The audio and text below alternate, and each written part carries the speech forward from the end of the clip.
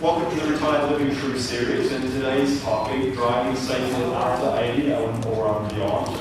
My name is Brett Janelle. I'm your host today, along with my beautiful business partner and wife, Annette Janelle, at the back of the room.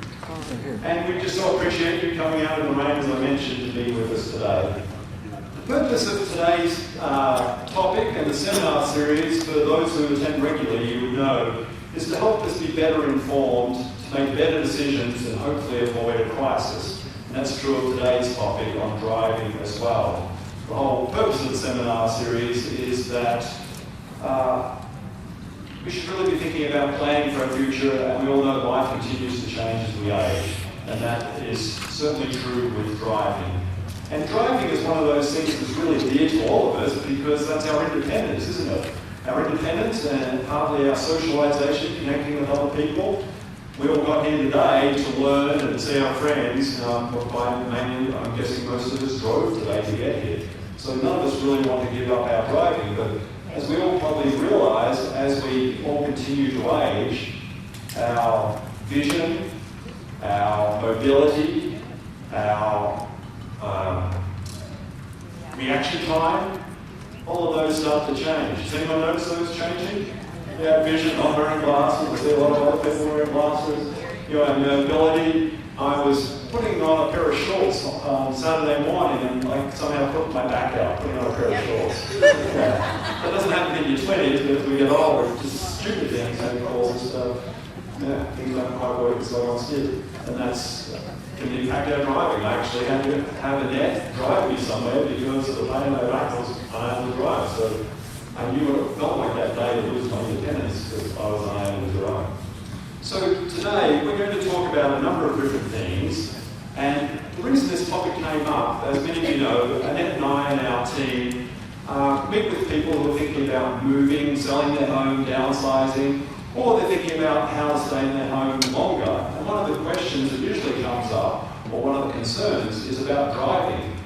People are thinking about, well, if I was to move, does that help me in terms of transportation? If I'm no longer able to drive, are there senior communities or other housing options where perhaps driving isn't as necessary as it perhaps is now? Or if I was to purchase another home that's more manageable, people are thinking about things such as, where is the public transportation? Is the bus route near the home I'm going to be?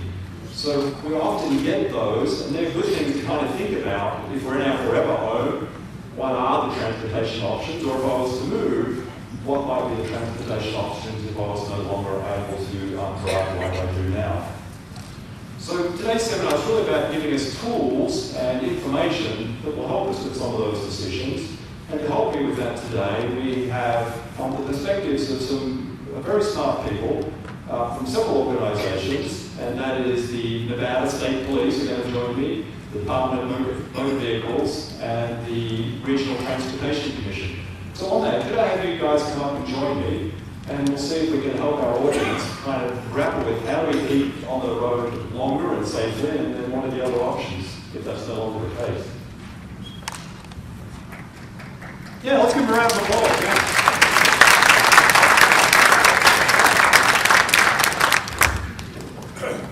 And if any of you get rowdy, we have more law enforcement at the back of the room to escort you out, so you need to behave. So Amanda, can I start with you? Could you introduce yourself to the audience, who you are, your role, and just your background, why you're here today? Sure. So my name is Amanda Brandenburg. I am with the Nevada Office of Traffic Safety. I'm the Level Learning Search Program Manager and also the Program Manager for older drivers. Wonderful, thank you. Sergeant Brown. Good morning. My name is Sergeant Chris Brown. I'm with Nevada Highway Patrol. I'm our Public Information Officer. Thank you. Paul. Good morning, I'm Paul Nelson. I'm the Government Affairs Officer of RTC Washoe. Ariane. Good morning, my name is Maria Aguilera. I'm a driver's commander for the Department of Motor Vehicles. Thank you. Before we go on, can you all hear us okay? Not very well. Too much static in the static in this. They need to put the microphones closer to their mouth. So bear with us as we make sure our sound, we want certainly everyone to be able to hear. Yeah, I'll just ask the panelists if we can hold the mics closer. I know we kind of practiced that, but let's see if we can. So I'm going to start with you, Ariana. What is the number one most common thing that you come across that impacts safe driving as we age? Just the one most common one you come, and we'll go through each panel. So the most common one we encounter at the Department of Motor Vehicles is the vision and the mobility. That's two of the most ones, and medical reasons. They all vary depending on your medical condition, but those will be your main three. I'm just watching as we try to adjust the sound. Think we're good? Could I just have you start again, Ariana, because that was kind of hard with the background sound that we had. Okay. Still have it. So the main ones we see are medical, vision, and mobility. Those are the main three that we encounter every day at the Department of Motor Vehicles. Yeah, just bear with us. We're trying to sort out why we're having. So Ariana, I'm going to have you start again. So for the third time, is that okay? We just start again. Let's just do a do-over. Okay, let's try this again. Better? Yeah. Okay. And just one, Ariana. I want to kind of go round robin. So just the most common one. I think you mentioned several, but if you had to pick one, what would it be? Would be vision. Vision. And what do you mean by vision? How does that impact us driving? So our vision test at the DMV is the most basic one that you can pass. So if you can't pass that one, then we ask for a medical one. That way we can go off of that. But it affects your ability to see near, far, your decisions that you make if you can't see things in time. That's what the most common one is for us. So when I go into the DMV, you're going to have me do a vision test. If I fail that, I still have the opportunity to go and get vision correction, have my glasses altered or whatever the case may be, and then test again? Yes, I brought some of these. These are the vision examinations that we require by your physician, and this is what we need to bring. Okay, and we have those outside if anyone We would have like to them take outside, those. Yeah, because you're there to help people. You don't want to take anyone's driver's license away. You just want everyone to be safe. Yeah, we don't want to take your driver's license. Yeah. Good. So vision, Paul, what do you see in your experience? What's the most common issue that you see as far as people being able to drive safely as we age? Well, according to the AARP, the average American is going to outlive their ability to drive by about 7 to 10 years. The problem is that it's not something. Can you hold that up closer, Paul? Speak louder. Sorry. You're good. So, should I start over again? Yes, please. So, the average American, according to the AARP, they say that the average American will outlive their ability to drive by 7 to 10 years. And it's not something that just happens overnight when you wake up and all of a sudden you don't know how to drive, or if you're having problems driving. It's something that happens incrementally over time. So it's something that you don't really notice right away. So you might be driving for 5, 6 years, not very well, and not even realize it because it's so slow moving. So one of the things that we see is that people need to plan ahead and understand that eventually you might have some limitations. All of us eventually might have some limitations when it comes to our ability to drive. So plan ahead, whether that's talking to relatives or neighbors or friends, or looking into public transit and thinking about what you can do in the future if the day does come when you can't drive. Thank you. I'm going to skip you, Sergeant Brown, and go to Amanda. What do you see as the most common reason? The most common thing that I think we see there's medical issues and then there's cognitive issues that can all affect your driving. So I would say keeping up with doctor's appointments and keeping your physical activity up so that you're mobile and agile and you're able to drive more safely. So that obviously helps the mobility, the exercise, right? Yeah, okay, great. So Sergeant Brown, what do you see? You're out in the field.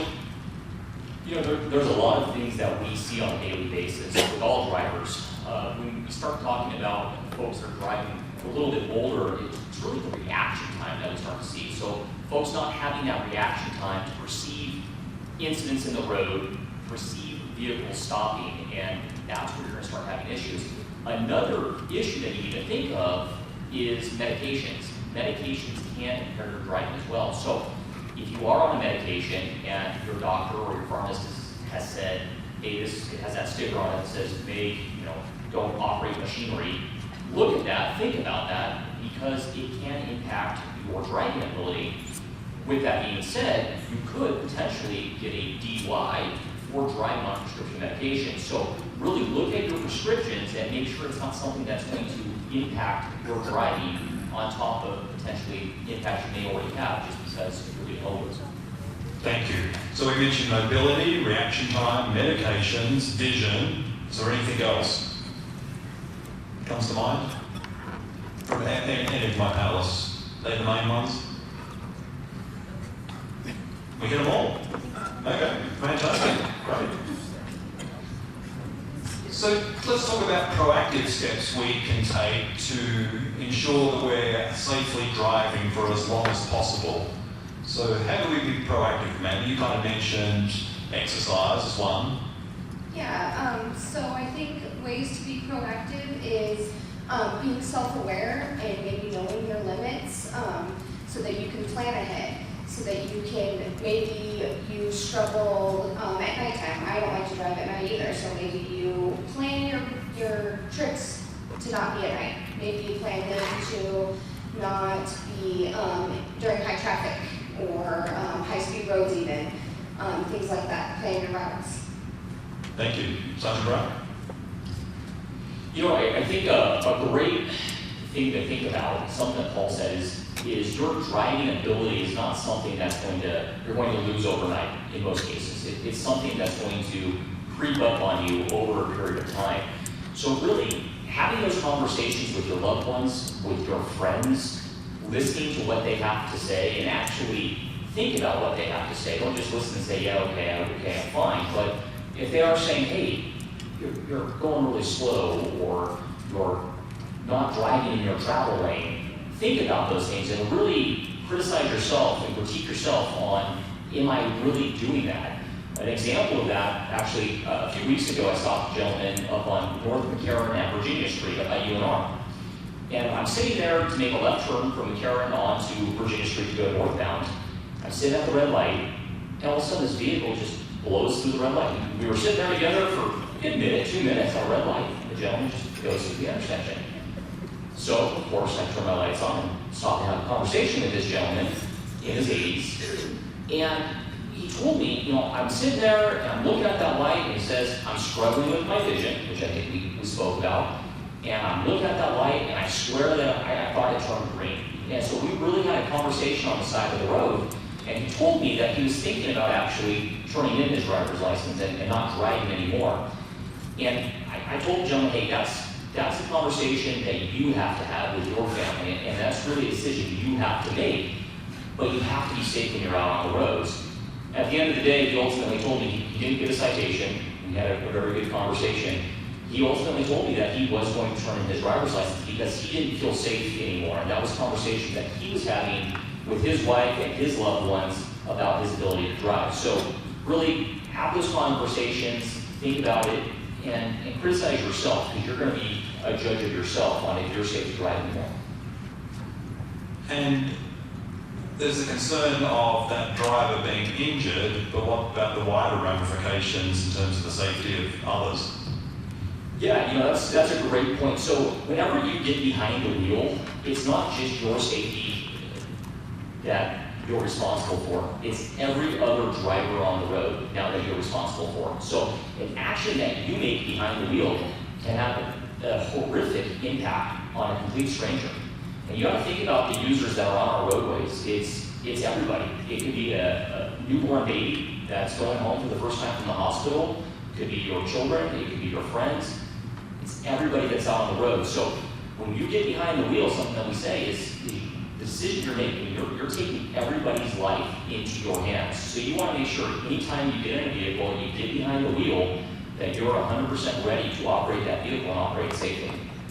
And of course that's true no matter what our age is, having that conversation with our adult children, our grandchildren, anyone behind the wheel. Absolutely. It's not something that just impacts y'all, it's everybody that's behind the wheel. Decisions you make can impact a lot of lives. Paul, do you have any thoughts on being proactive and staying safe behind the wheel? Yeah, I think it's important that all of us plan ahead. You know, one of the things that was mentioned was vision. So make sure you're out there and you're getting your eyes checked annually, maybe even more often than that, to make sure that your vision is good enough to drive. But also exercise is really important too. I have a friend who's a personal trainer, and a lot of his clients are seniors. And it's amazing just what a little bit of exercise will do to help your reflexes, help your reaction time. If somebody pulls out in front of you, you can stop really quickly, or you can swerve and miss them or something like that. So exercise is really important, not just for your body, but also for your mind as well. It's also important to look at some of the possibilities in the future. You know, maybe try out public transportation, find out how the bus system works, find out if you're comfortable with it. Look at what the routes are, and if it goes through your neighborhood and where you'll end up. Those trip-to-trip different routes that we've got. So there's a lot of different ways where people can plan ahead. Vision, exercise, checking out public transit. I think all those are really important ways where people can look at what might happen if they do have to end up giving up driving. Thank you. Ariane, so how's the DMV helping us be proactive and making sure we're staying safe on the road? What words of wisdom would you have? Okay, so one of the things is once you turn 65, your license is only issued for 4 years instead of 8, because we do want to see you for a vision, for a checkup, to see how you are with your mobility. But there are also circumstances where you are required to come yearly, so we can check that vision. We do also put restrictions like daylight, so those are things that we check yearly. And we also want to make sure that you are comfortable at that DMV, and the way we deliver things when we send it to you is one of our main concerns over there too. Don't be afraid to come in. Thank you. So, while I have you, Ariane, let's talk a little bit about just the process of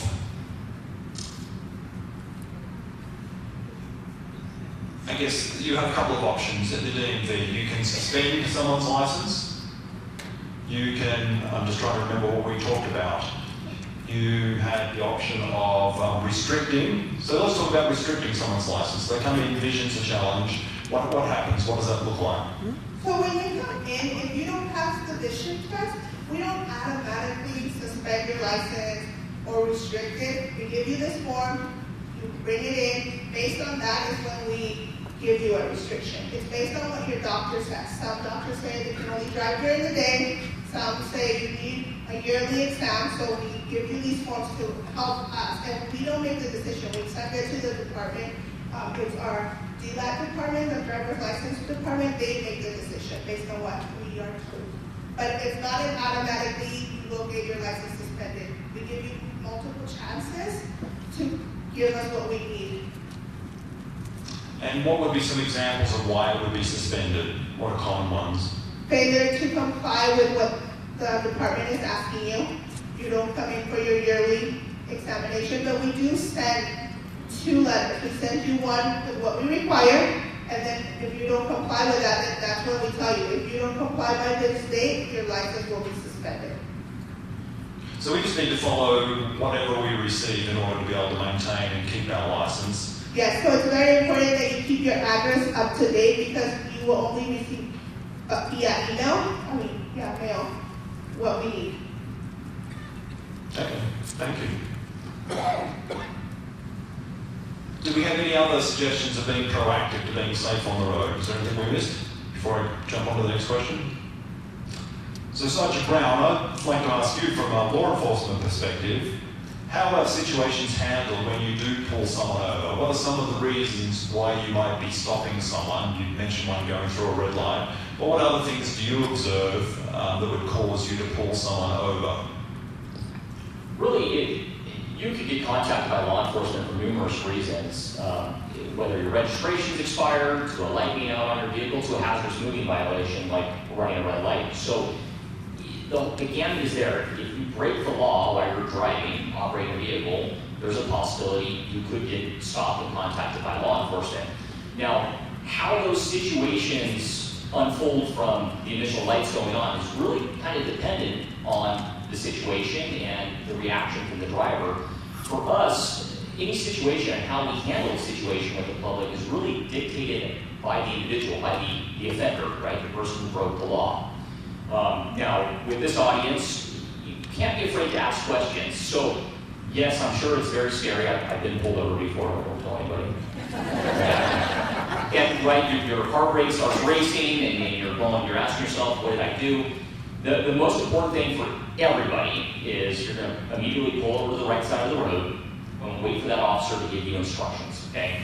There's a couple different ways we'll give instructions depending where we're at. We might get on our PA system and yell at you, so if you want to crack your window a little bit, roll it down so you can listen to the instructions that way.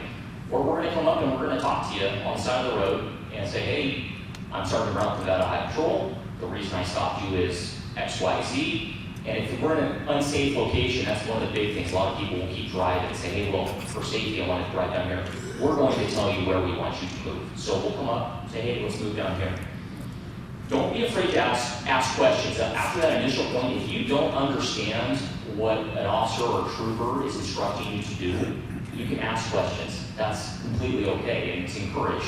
We want to make sure that the information gets passed on to the individual. Our job is not to just go out there and write a bunch of tickets and arrest people. It's to educate the public. At the end of the day, a citation or a ticket is just a tool for us to educate and change behavior, change driving behavior. So, like we spoke about the gentleman I stopped a few weeks ago who ran the red light and had the conversation about the driver's license, he didn't get a citation. The reason he did not get a citation for running a red light is because I didn't feel that was necessary, right? That citation is a tool for education to try and change that behavior. We had a very good conversation on the side of the road, and I could tell after that conversation that he didn't need a citation. He knew exactly what he did, and he was already going to take actions to change that behavior. The caveat on that was, I did submit a form to the DMV to have him retested if he did not surrender his driver's license because of what he told me, but that's the conversation that we had. So, ask questions, don't be afraid to ask questions, and just listen to what the instructions are. Thank you. So what about the situation where we end up in a minor accident for some reason? How should we handle that? What is the process? You know, again, any situation, it's hard to say how you should handle it, but a good rule of thumb is you're going to communicate. So if you're in a car crash, which I hope none of you get in a car crash, kind of depends on where you're at. If it's a very minor car crash and you're on the interstate, I-80, 395, one of our busy roads, we do, and there's actually a law that requires you to move that crash out of the travel lanes. So we want to get you to a safe location. Now, anytime you're in an incident, you crash your vehicle, hit another vehicle, you're in a parking lot, there is that requirement, you need to exchange information. So you want to find that other party and exchange information with them. That's your insurance information, that registration information, driver's license information. You want to make sure that you're receiving that information from the other involved party as well. Make sure we have good contact information for them, a phone number. I always recommend taking photos. If you have a cell phone that has that capability, take a photo of their insurance card, take a photo of their driver's license, take a photo of their registration. Because a lot of times we will lose things in translation as we're writing things down. So have those photos. It's hard to say though, right? If you're in a crash, you never know. The other big thing is you want to call law enforcement. Don't ever be afraid to call 911. If you feel that you need a response, call 911. That's what we're here for. It's not just for what you think is an emergency. If you need law enforcement, if you need fire, if you need medical, call 911. Just like me on the side of the road wanting to communicate and make sure you have the information, the 911 operator, our dispatcher, is going to do the same thing. It's a person on the other end of the line that picks up and talks to you. So they'll walk you through what needs to be done. So if the other party's not forthcoming with their insurance or driver's license, would it be appropriate then still to reach out to 911? I didn't hear the first part of that. Your accent got me. I think somebody else said. I'll repeat it. If the other party, if we're being in a collision, isn't forthcoming with their driver's license or their insurance information, but then that'd be appropriate to, rather than being in an argument over it, to say I'd really like to have a police presence. Yeah, absolutely. If something's not going right, if you feel something's not right, absolutely, you can call 911. And the reason I say 911 is I don't want to confuse anybody. There are also non-emergency lines. So if you feel and you know the number for non-emergency line, like for the Nevada Highway Patrol, if you dial star NHP, that goes directly to our dispatch. That's our non-emergency line. So if you know those lines and you don't feel it's an emergency, absolutely. But at the end of the day, that call is going to the same place. Whether you're calling 911 or the non-emergency line, it still goes to the dispatch center, just ringing on a different phone. So if something's not right, if you feel it's not right, and you would like law enforcement or to talk to law enforcement, absolutely give us a call. Thank you. So do you ever have situations where you've pulled someone over and they're either lost or disorientated, don't quite know where they are, and then if so, how do you kind of handle that? Yeah, actually, we do unfortunately run into those situations quite a bit. And again, just like all of these, it's really situational dependent. The biggest concern for us as state troopers, as law enforcement, is your safety, is the safety of that individual. So once we get somebody stopped and they're lost, we want to make sure that they're okay. Why are they lost? What's going on? Is this a medical issue that's occurring, or have they just forgotten where they're at? So a lot of times you're going to get a response, or I'm going to request a medical response. So now I'm going to have the ambulance and probably a fire engine showing up. We want to make sure you're okay. Now, assuming you're okay and you're not getting whisked away in the back of the ambulance, then we're going to work with you to make sure that you get home safely. This is where emergency contacts, those ICE contacts, a list of numbers, either in your phone or written down somewhere, really comes in handy, because we're going to want to try and contact somebody that can take care of you, whether that's a son, whether that's your neighbor, a daughter. We want somebody that can help you out. And if it comes down to us giving you a ride back home, I've done that before. I saw a gentleman several years ago out in Sparks in the middle of the night who was lost. He lived actually way up off of a red rock out in the middle of nowhere on a ranch. And I ended up giving him a ride home. And about an hour drive to get him there. But at the end of the day, we're there to help you. So if that's what we need to do, that's what we're going to do. We just want to make sure everybody's safe. Everybody's safe when they're out on the roadways, and they're just safe in general. Thank you. So just changing a little bit, Ariana, I'd like to jump down to you. So what kind of emotions do people go through when they realize that maybe their driving isn't safe any longer, and they either need to make modifications or, perhaps turn in their driver's license? So losing your driver's license is a process. It's like grieving. You have to accept it. There's a lot of emotions that go into it. And also, sometimes it's that you think you're going to become a burden to someone else because you're no longer able to drive yourself somewhere. So just keep in mind, we're there to help you answer any questions, and you do have a lot of options, a lot of support around you that you want to rely on. And so, Paul, you mentioned a lot of us are going to outlive our ability to drive. So just what have you experienced in terms of the emotions that people go through? And is that normal to go through what, like Ariana had just kind of mentioned? Yeah, I think stress is a big part of it, because we have built a society that in large part has been built around individuals owning their own car to get from one place to the other. And it's like Brett mentioned earlier, what does your car represent? It represents your independence and your freedom. I remember when I got my driver's license when I was 16 years old. That's exactly what it was. I was like, I don't have to ask my parents to pick me up from basketball practice. I can go do it on my own. I can go out with my friends. I can take my girlfriend to prom, things like that. So you've had that freedom since you were 16 years old. And then you get to a point where you're like, experience definitely isn't a problem. Seniors have been driving longer than anyone, so they've got the experience. But now you're saying that I can't drive now? So it's stressful. You got to figure out, all right, what am I going to do now? So some people are lucky enough to have family that they can rely on. Some of them might have a neighbor that they're very close with that can help them out. So there's a lot of different ways that people can help out. One thing that I'll point out, I mentioned that the average American will outlive their ability to drive. I found out the hard way about a month ago that I've outlived my ability to play basketball. we were playing in a basketball tournament, and I was playing against a bunch of 25-year-olds, and I realized real quick, this is a young man's sport, and I shouldn't be doing this anymore. So that was kind of a come to Jesus moment. But it's definitely stressful. What are the next steps? How can I get to the grocery store, or to my doctor's appointments, or to church? How do I get to these places without having the ability to drive? So that is really stressful. So having a plan in place to try to do that is really important moving forward. Thank you, Paul. We're going to come back and talk about some of the resources and options here from RTC, and we'll come to that in a moment. But Amanda, do you have anything you'd like to add that in terms of dealing with the emotional challenges of changing as we continue to age in relation to driving? I think the biggest thing that I see, why I do a lot of outreach to the public and trying to give out information and things like that, the thing that I witness the most is we have other things on our table and everybody wants to skip over the older driver information. Like, that doesn't apply to me, I'm gonna move on. So there's a lot of avoidance. So I think that talking about it early and having a plan early before you might not have the ability to drive is a very good decision. Thank you. Sergeant Brown, anything you wanted to add to that? Yeah, I think, this is going to sound kind of weird, but some of the best drivers I actually see are older drivers, however. And the reason behind that is because y'all can still drive a car. When you learn how to drive a car, you actually had to drive the car. You didn't have to rely on the technology.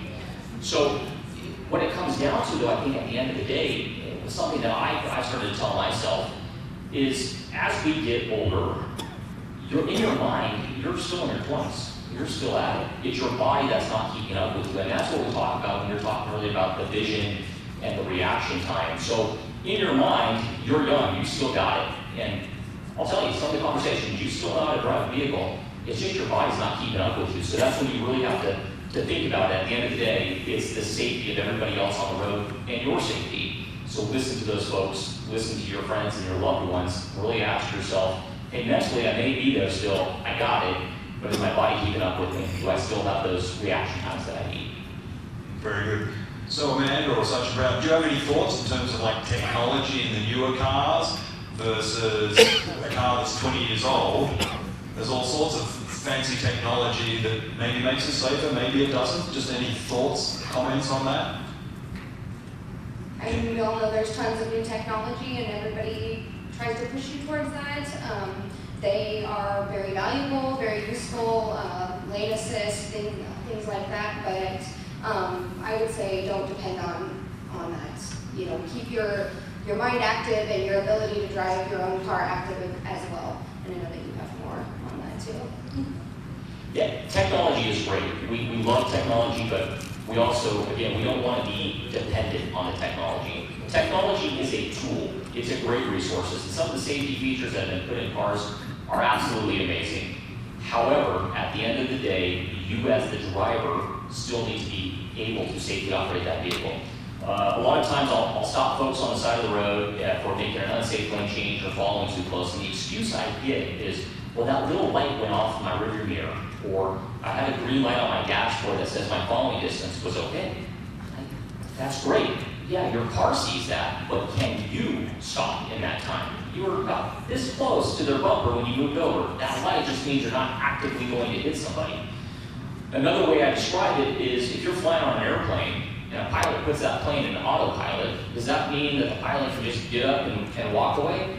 No, the pilot still has to be able to fly that airplane. He's still responsible for that airplane. Just because the plane's doing their actions, he still needs to be able to control it. Same thing goes with our vehicles. The technology is great, there's a lot of safety features, there's a lot of bells and whistles, but at the end of the day, you still need to be able to safely drive that vehicle. You are responsible for that vehicle. Thank you. So Ariane, we talked about that a little bit. You had mentioned when you do have people come in and do a driver's test, that some people are way too reliant on the technology, correct? Can you just share a little bit about that? Yes, so part of the drive test portion is backing up. A lot of the new drivers rely solely on their cameras. We are looking that you are checking over your shoulder, you're checking your mirrors. We don't want you just to rely on the new technology of those cars. And if people are relying on the technology, what happens? They fail. As they probably should. Very good. So I just wanted to point out, in your handout that you have, the double-sided one that looks like so, Amanda kindly helped us, the other panelists, put some resources on there, so I just wanted to make sure you were aware that they're there. And one that I thought was really good that we'd come across was, and we're not plugging anybody, but there's some driving schools listed there, but All American Driving School they'll actually do a senior driver evaluation. So if you're concerned about your driving ability and just want to get an independent third party to kind of do it without having to do a DMV test in the interim, you can go to American schools and for like $90, they'll spend an hour with you running through just making sure that we're safe on the road. And we've heard good things about that. So that might be something if you're just concerned or don't have confidence, you can go and take that with them and just feel a little bit better. It's like, yeah, I'm still good to drive. So I just wanted to point that out. And then you'll see also under the resources a number of others, and we'll touch on a couple of those as we go along.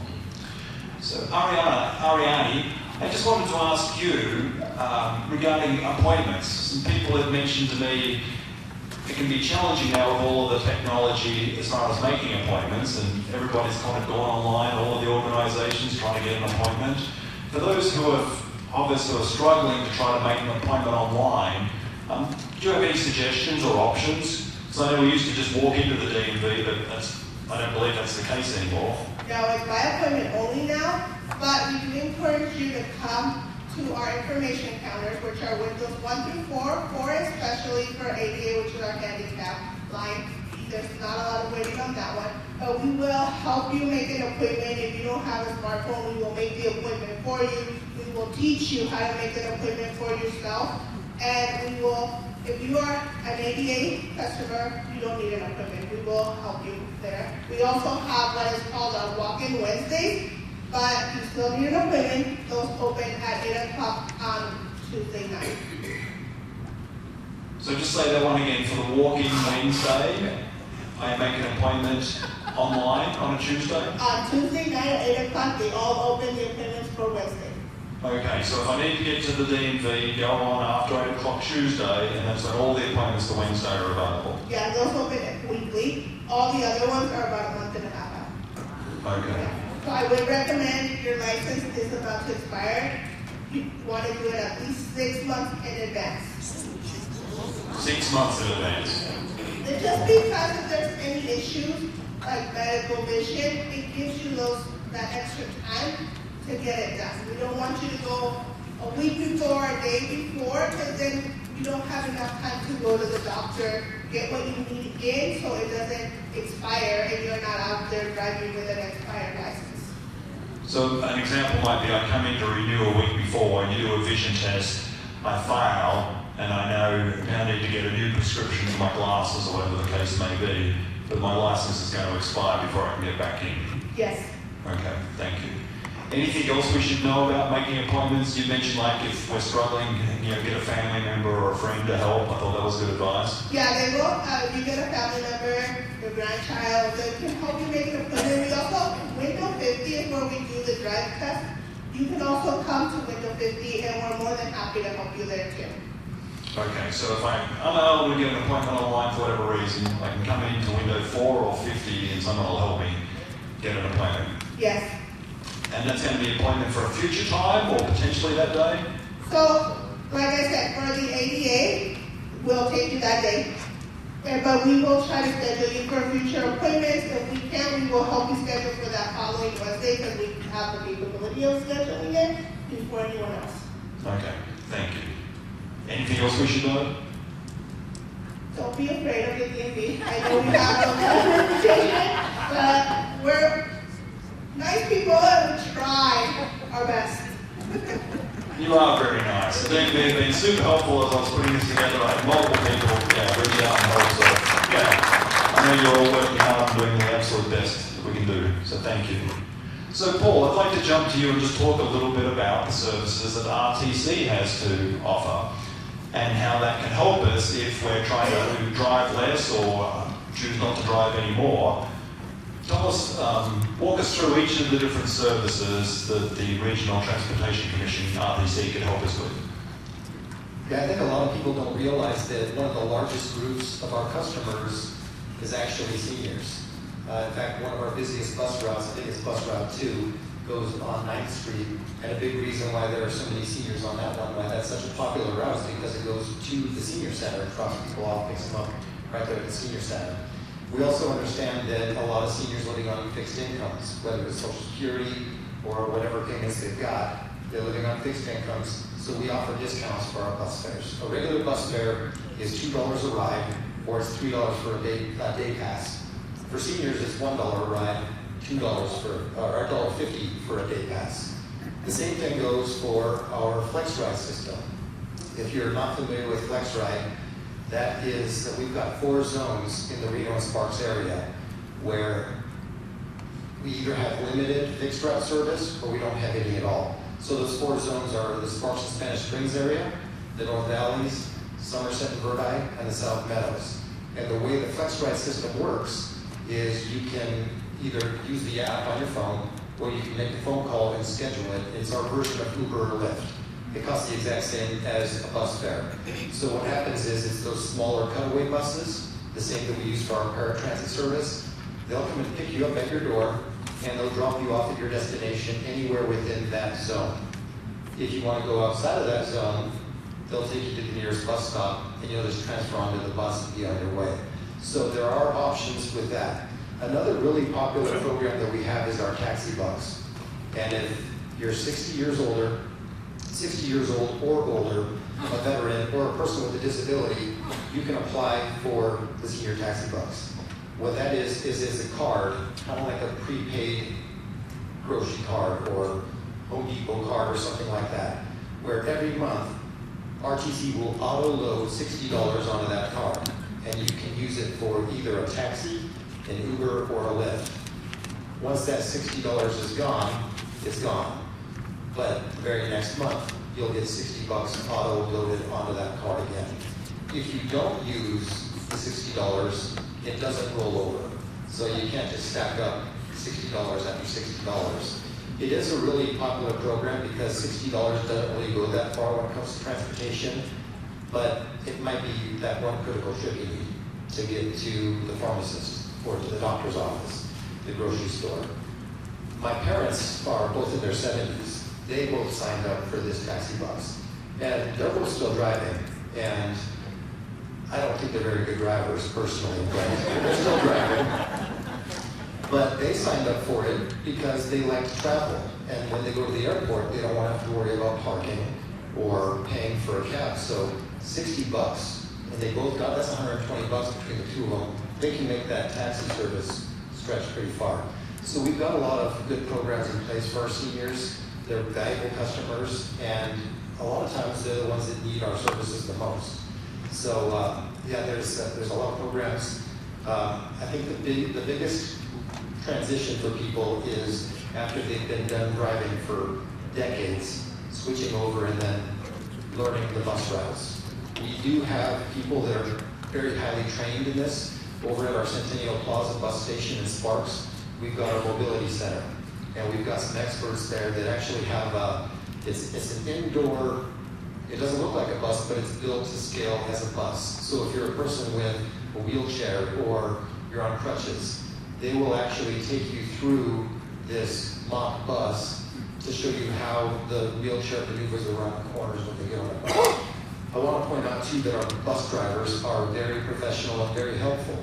I was on the bus one time where we stopped right outside Renown Medical Center, and there was a person in a wheelchair, and the bus driver got off and actually pushed the wheelchair onto the bus, made sure that the bus was secure on the bus. So our bus drivers are very helpful, and the same goes for our paratransit too, because they're dealing with a lot of people with physical disabilities all the time. So they go out of their way to help seniors and people that may need some assistance to get on and off the buses. Thank you, Paul. Bucks, like dollars, taxi bucks. And if you look on your resources page, where it's got Regional Transportation Commission, on the second line there's the website, and we've listed out each of those different services. So you'll see on there, senior ride taxi bucks that Paul referred to. But Paul, I have a couple of questions, if I may. Actually, firstly of the audience, who was aware of the taxi bucks program? Maybe a quarter.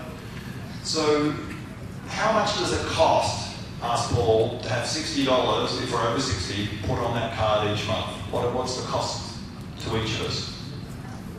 To each senior, it's nothing. They get $60 for free. You don't have to pay anything to sign up, you just sign up for it. Who likes free? We all do, yeah. So I just wanted to highlight that it didn't get missed. It is free. Every month, $60 for you to use. And as Paul said, if you don't use it, then it just goes away. But I think that is huge. Again, we have that in the community. That helps a lot of people. And we do get a lot of questions about this. I get a lot of presentations around town, and after I give the presentations, I talk about our different services that we offer. And Senior Taxi Bus gets a lot of attention because there are people that do have challenges getting from point A to point B. And then is that like a taxi cab, or how does that tie in? You mentioned Uber and Lyft. Is that all one and the same? So no, when you sign up, you have to choose one of them. So you can choose a taxi, and that's what you use. If you want to use Uber, you sign up for Uber, and that's what you use. Same with Lyft. So when you sign up for it, that's what you have. You can't, they're not interchangeable. You can't order a taxi one weekend and then order an Uber the next weekend. You have to choose one of them.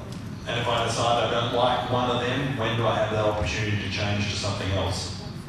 I think you can probably go into our customer service desk and they can probably switch you out on that. I don't know if there's a time limit or anything like that, but there probably are ways that you can update which one you actually want to use.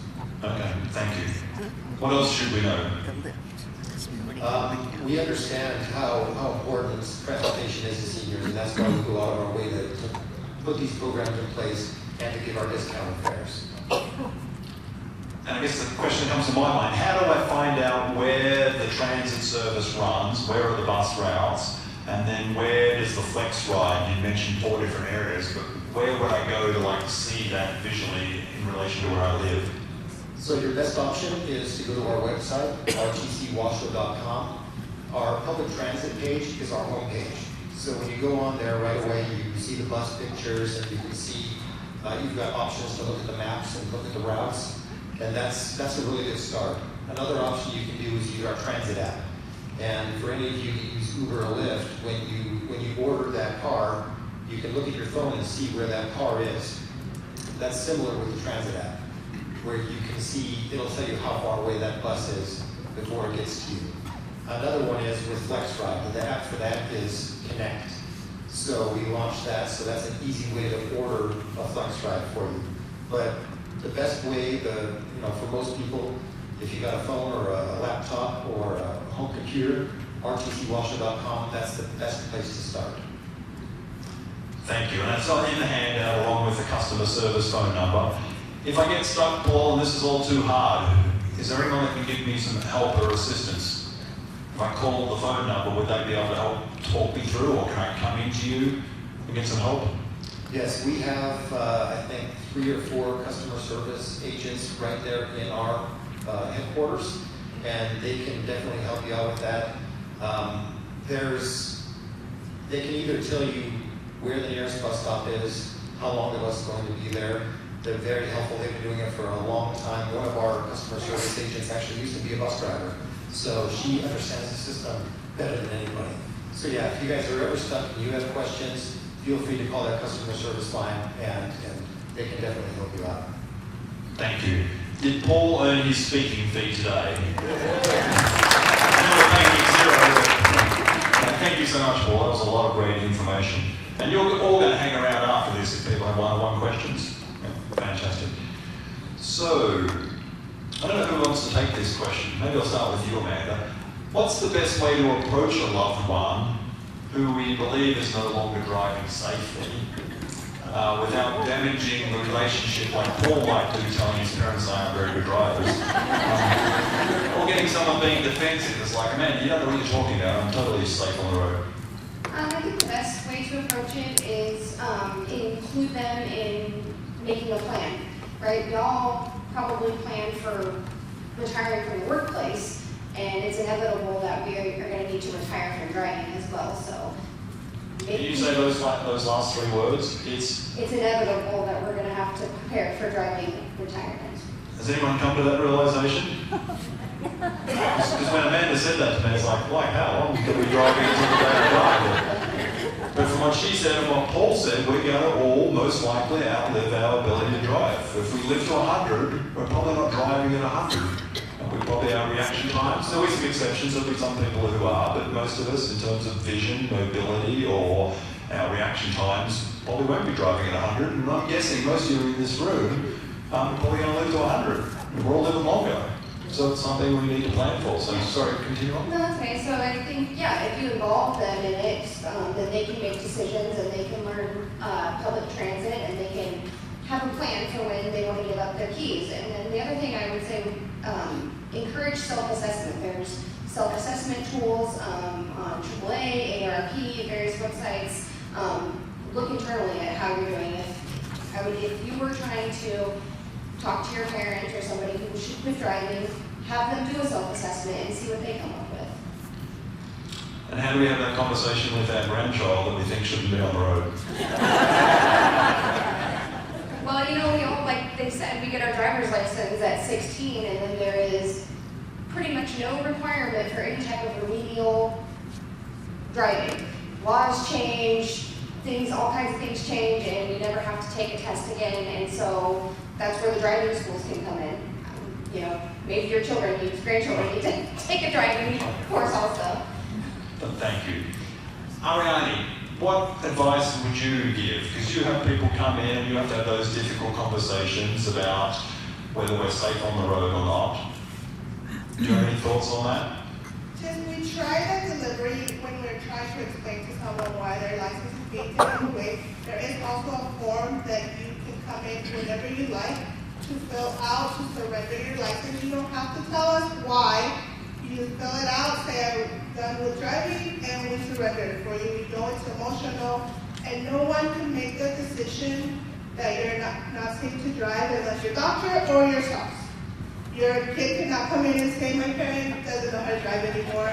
We surrender their license. That doesn't work like that. So just keep in mind when someone's talking to you about your license, it's not because they want to hurt you or they're just simply saying you're not able to drive anymore, but we want to make sure you are safe, everyone else out there is safe too.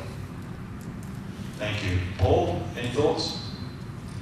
Yeah, I think that when we're having these discussions, we should really, obviously know the person, what their personality type is. Let them know that they're not alone as they go through this process. If I come to the point where I have to talk to my parents about, hey, it's not time for you to drive anymore, I don't think it'll be hard at all with my dad. He doesn't like driving as it is. Anytime we go somewhere together, he tosses me the keys. He's like, Paul, you drive. My mom is stubborn, and she likes to argue. So you got to know the right way to talk to them. There's always a right way and a wrong way to talk to people. So when if it gets to the point where I have to have a conversation like that with my mom, it's going to be a little bit more challenging. I have 2 brothers and 3 sisters, so I might be back up when I come to that. But yeah, I think that it's important to let them know that there's options and that they're not alone. That just because they can't drive anymore, they're not stuck. They can still find other ways to get around town. So just to put you on the spot, Paul, and I don't know if you can answer this, but what about the conversation between your dad and your mum? If your dad feels mum's no longer safe, any tips on how to have a conversation with a spouse about that? I think my dad would toss me the keys in that situation. That's another option, just like the keys. But I do think that, spouses, it is important for them to communicate with each other as well. If you're seeing something that the driver might not notice. Because I think that a lot of us, we're set in our ways. And by nature, I think we are doers. We want to continue to do what we've been doing. And you might not realize that you're not capable anymore. So it's important for spouses to be honest with each other. Thank you.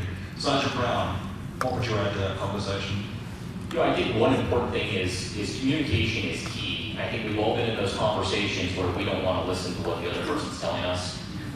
And my generation's great at doing that, saying, I don't want to listen to this and walk off. But having that conversation, actually sitting through the conversation and listening to what the other person has to say, or maybe influencing your spouse or your loved one to just listen to what you have to say. Hear you out. At the end of the day, if at that point in time you agree to disagree, great, reapproach it another day. But Paul said, know your audience, know who you're speaking with, but try and make sure that you actually have the conversation. And if the conversation is directed at you, don't be afraid to sit there and listen. In the back of your mind, you're probably saying all day long, I don't want to hear this, I don't want to hear it. But listen to what is being said and think about it. Thank you. So before we move to the audience's questions, who has questions about panels? Well, we have a good number of questions, good. I'd just like to ask each of you if you have any closing comments or things that would help the audience that we haven't covered. I'll start with you, Amanda. Sure. So I want to put out there that there's all kinds of resources. All of us up here want to keep you driving as safely as possible for as long as possible.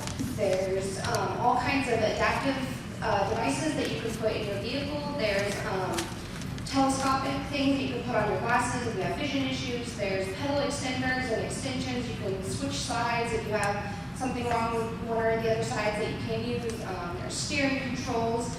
But then there's also things like swivel seats if you're struggling to get out of the car.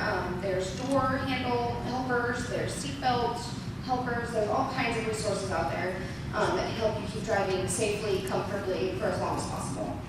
So if any of those resonated with the audience, like, oh, that sounds interesting, that might help me, where would they go to find out more? Sure, so the things like your seat cushions or lumbar support or the swivel seat, you can find those things easily online on Amazon. Walmart has some of them, things like that. The more complex where you're going to change the side of the gas pedal or extend the pedals, NHTSA has a website that has accredited places that can do that for you. And can you just repeat that last place you said? NHTSA, it's the Nevada Highway Traffic Safety Association. Yeah. But it's NHTSA.gov. And I think that's on the resource page.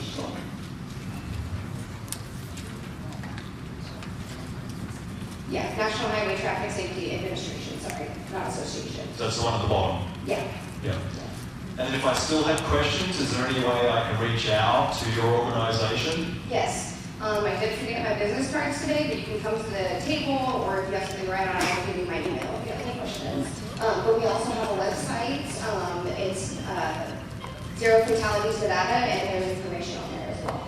So I'd go to Zero Fatalities Nevada. AV. Oh, zerofataliesnv.com. Okay. I don't think we had that one on the handout. No. Okay, wonderful. Thank you. Sergeant Brown. I think most importantly, make sure anytime you get behind the wheel, no matter where you're at, that you're safe behind the wheel, that you feel comfortable behind the wheel. Ask yourself if you do need to be driving, say a lot, especially with like weather today, do I really need to be out behind the wheel? And that's not just for seniors, that's for everybody. You want to make sure when you get behind the wheel, you're ready to operate that vehicle. You're there mentally, physically, ready to go. And make sure you're always putting your seatbelt on before you leave and drive off. Another thing is, for all of you, closing remarks, we are hiring. There are no age requirements, just you have to be 21. I think there's a few that are over 21. So if you're interested in a career, then that patrol's hiring. Thank you. Paul. Well, I think most people in our country rely on their own car to get from one place to another, but it's also important to understand that there are alternatives. You know, even if you have a car accident, you don't have a car for a while, there's alternatives to get around. If you end up having to give up driving altogether, there are ways to get around. And as our region grows, so does the demand on our public transportation system. So we're seeing more and more people using our system every day. So we're constantly taking a look at our system to find out if there are better ways to handle our routes, looking at the entire system. So we're looking at our fixed route, we're looking at flex ride, access, we're looking at our van pool program. Every single thing you can think of that's in our transit system, we're actually looking at right now. We have a program that we do every 5 years. It's called Move More with RTC, where we're really looking at all of our services with a fine-tooth comb to find out how we can improve it.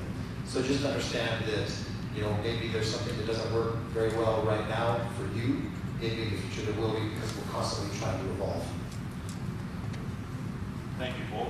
Ariane? I just want to let everyone know the DMV is now open 6 days, just the Reno one. So Monday to Friday, 8 to 5. Saturdays is 8 to 4. You're welcome to come in. Like I said, just make an appointment,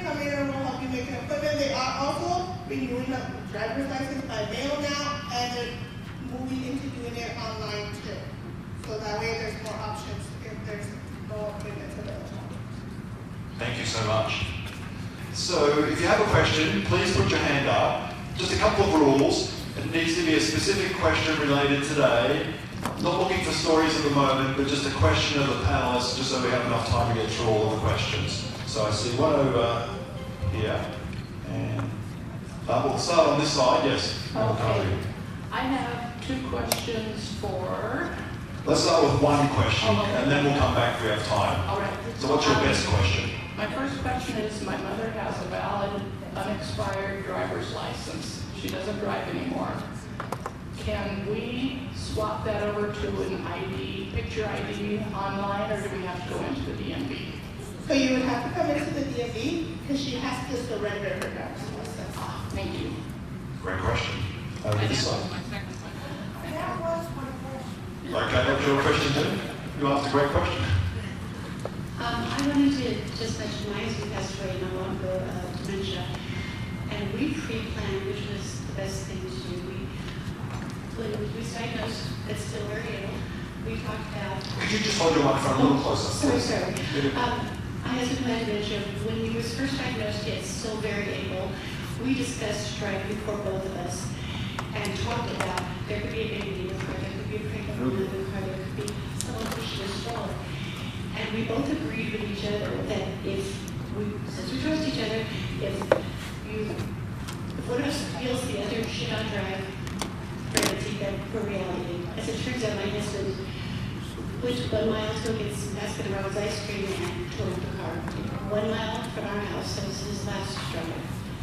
I told him, quick push, if someone's pulled over and their license has been revoked, what's the penalty? So should we drive? Can we turn that microphone up just a little bit too? And just to make sure I heard the question correctly, if your license is revoked and you get pulled over, what is the penalty? Is that correct? Correct. So when we look at revocations and suspensions for a revoked driver's license, that's typically something that's going to be after you were convicted of a DUI or driving under the influence. That's where the revocation comes in. And typically a revocation or revoked driver's license has a certain period on it. So your license is, for example, revoked from May 1st to whatever the end date is. It's going to have a start date and an end date. Outside of that revocation period, now you're looking at just not a valid driver's license, but potentially a suspended driver's license. So if you are revoked and driving on a revoked driver's license, you could be looking at arrest potentially or a citation. So it just kind of depends on the situation that you're in, but you could face ultimately being arrested for driving on a revoked driver's license. Thank you. I wanted to know if the taxi bucks, if you get the taxi bucks, are they able to transport wheelchairs and or power chairs? Yeah, it probably depends on the vehicle. Like if you're taking Uber, you get a vehicle of all shapes and sizes. But we use Uber and Lyft also to supplement some of our flex ride. If all of our flex rides are busy, we try to supplement that. And one of the ideas behind that is we want them to be able to pick up all customers. So with wheelchairs or walkers, crutches, most of those vehicles can't handle those. So is there a way to indicate you want that? That I don't know. That's a good question. Yeah, so the question was, if I'm getting a taxi or an Uber or a Lyft, is there a way to indicate that I have a wheelchair or some other device that the vehicle needs to be capable of transporting along with me? Yes, someone's saying Uber app doesn't do that.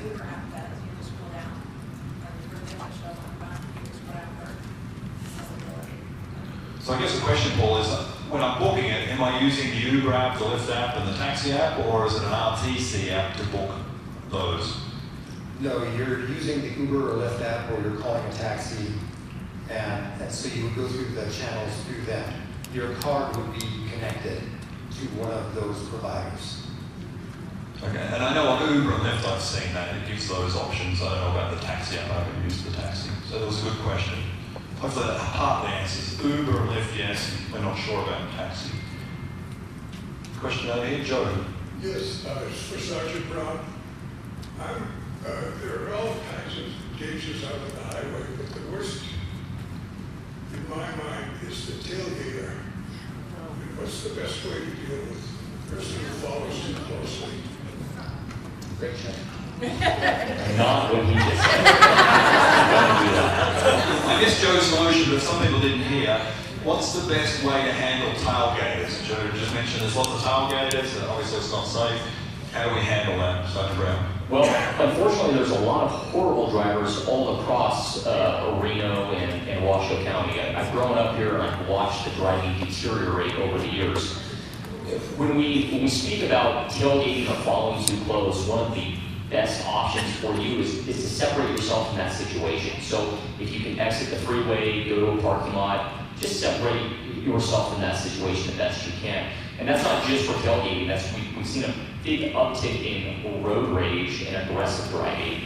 And again, be the bigger person and just separate yourself. Be patient, separate yourself from the situation, leave, and then get back on and finish your destination. Thanks. This is for Paul. Based on this is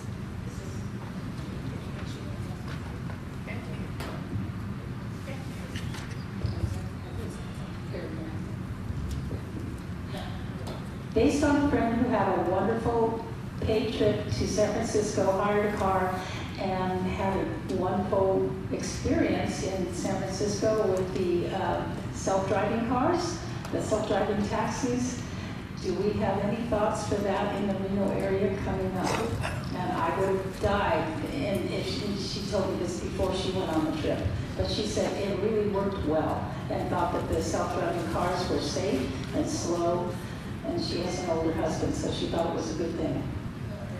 That's not something that RTC itself is looking into. I know that there are private companies, I think Waymo is doing it in Las Vegas, and I think they decided which cities they can do in. There might be some laws, so I'm not sure if there are different state laws that will allow you to have those self-driving cars. I know my brother down in Los Angeles took one recently, and it was a different experience sitting in a passenger seat with nobody in the driver's seat. But that's not anything that RTC is looking at. Whether or not the private sector brings it in, that remains to be seen. Thank you. And we haven't heard any rumors of it coming here to this area.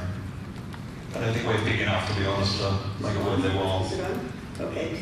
Is there an age that requirements to renew a driver's license changes, like maybe a driving test or anything like that? No, it's basically like I said, once you turn 65, it's only issued for 4 years, and then after that, it's based on if a highway, like Sergeant Brown over here, stops you, they submit a reevaluation. That's where we contact you by a letter, have you come in, talk to you, ask for medical. Based on that is when we determine if it's a written or a drive that is needed. Robert. Yes, I had a question for Ariane, just quickly. You said the DMV would help you make an appointment if you went to Windows 1 through 4? Yes. All right, thank you.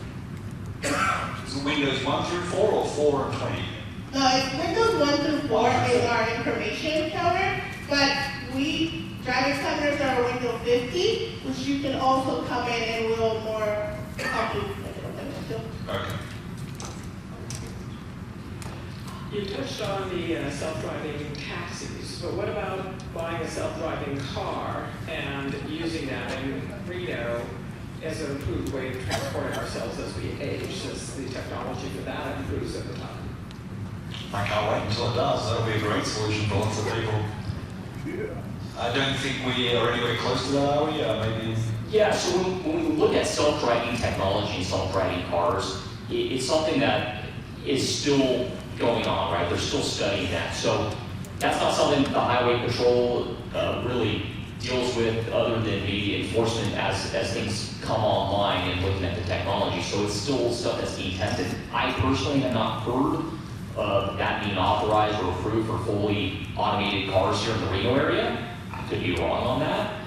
I think at the end of the day, it comes down to you as the individual. If you do your research and you find yourself educated enough to make that decision that, hey, self-driving cars are here and I want to get a self-driving car, great. Me personally, at the end of the day, I just want to make sure that I'm safe behind the wheel, and whatever option I'm doing is safe for everybody else that's on the road. Thank you. I don't think we have true self-driving cars anywhere other than the ones used like Waymo. I don't think anywhere we can go purchase one that's truly autonomous as an individual, can we? Yeah? We will soon at some point, but... I have not seen it up here. I mean, I don't shop for self-driving cars. I'm more likely to drive my car. I do know that there are things that are being tested across Nevada when it comes to the technology, especially out with that USA Parkway area and Tesla. Those folks out there, they're constantly testing technology. So there are tests across Nevada that are being conducted, but I don't know where you would buy a completely self-driving car yet. Thank you. My question was actually answered by about when do you shorten the driver's license for how long it's good for, but it doesn't shorten to any less than 4 years before you have to take a test? No, it's 4 years. Okay. The other question is, since we have so many good resources here, why can't either the DMV or the police check people that don't have license plates on their cars? Because there are way so many cars with no license plates, and a lot of times they're the ones that drive the worst. Tough question. Well, it is. I don't know if I want to hand this over to DMV with their new program, but from the highway patrol aspect of things, when we talk about registration on having license plates, my troopers are out there every single day enforcing a whole gamut of laws. So if we stop a vehicle, and I regularly do with no registration, we'll take the appropriate action as necessary. With that being said, just because a vehicle does not have a license plate on it does not mean that it's not registered and not able to be on the road. So there are temporary movement permits and things along those lines that allow that driver to operate that vehicle on one of our highways, one of our roadways.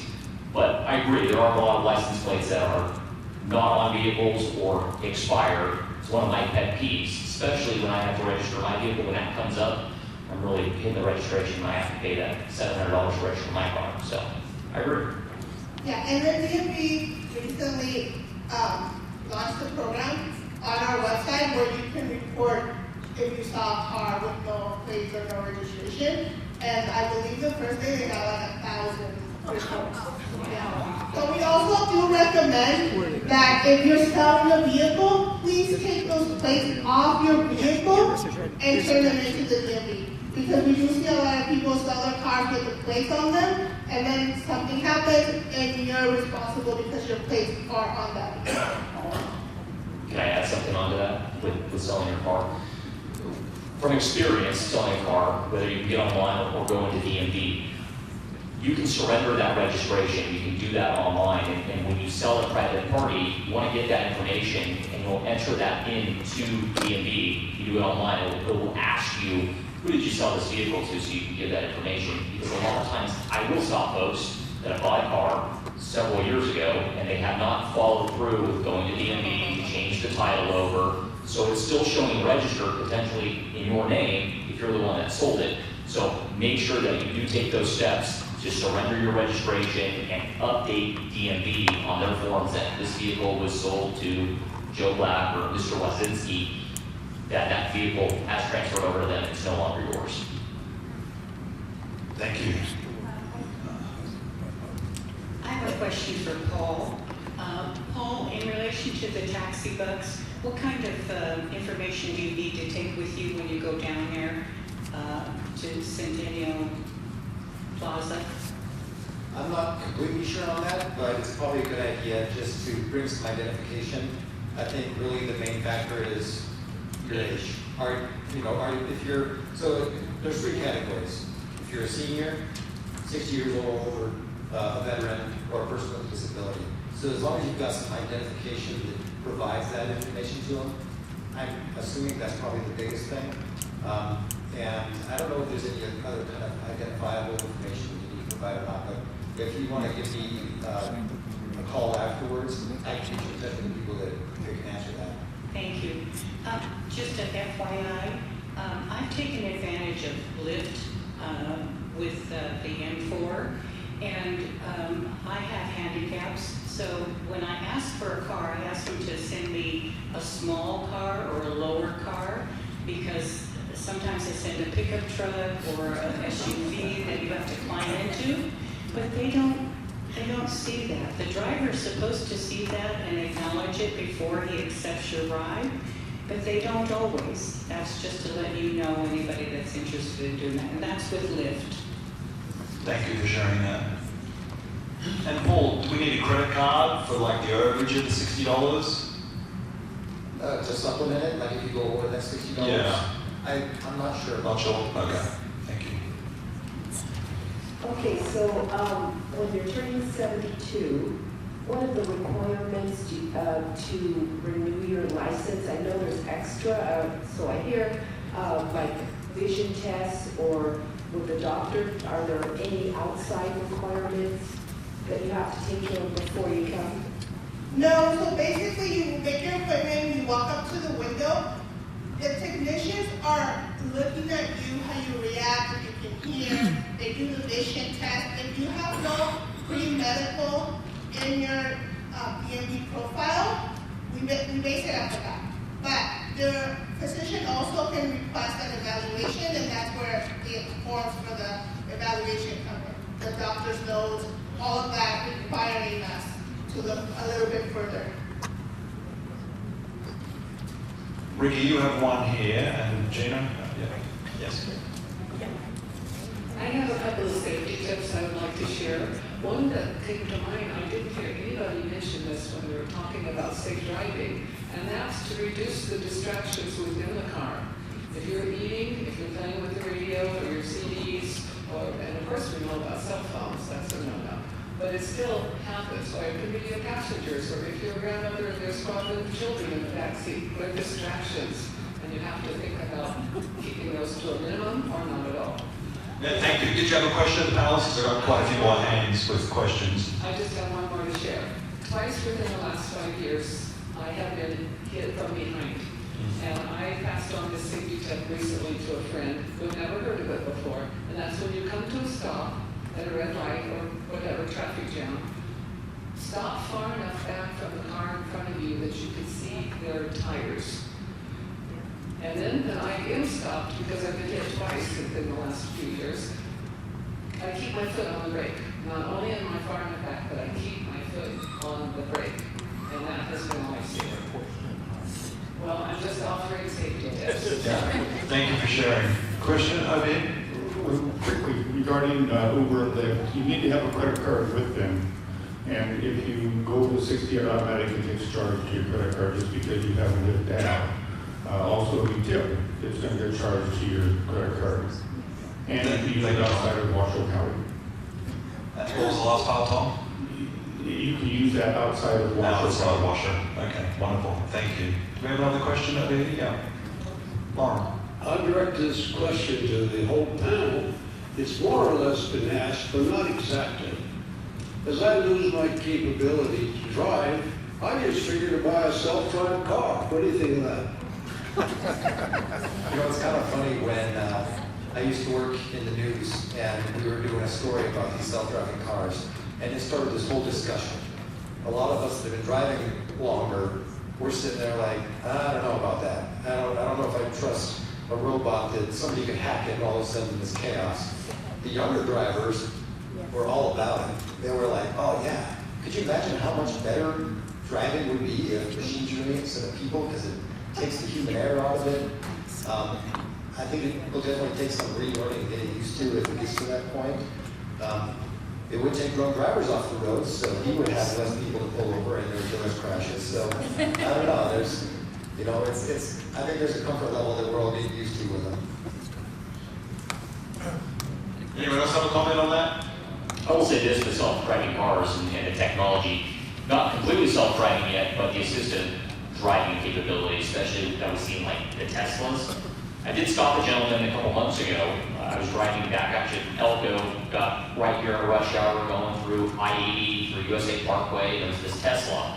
And I'm watching this driver drive, and the car's making lane changes and following too close and then accelerating. And then we go through this spaghetti bowl and we go northbound through the construction zone up there. And I'm watching him speed in the 55 zone. It was I eventually had to stop this gentleman and speak with him. His excuse was the vehicle was driving itself.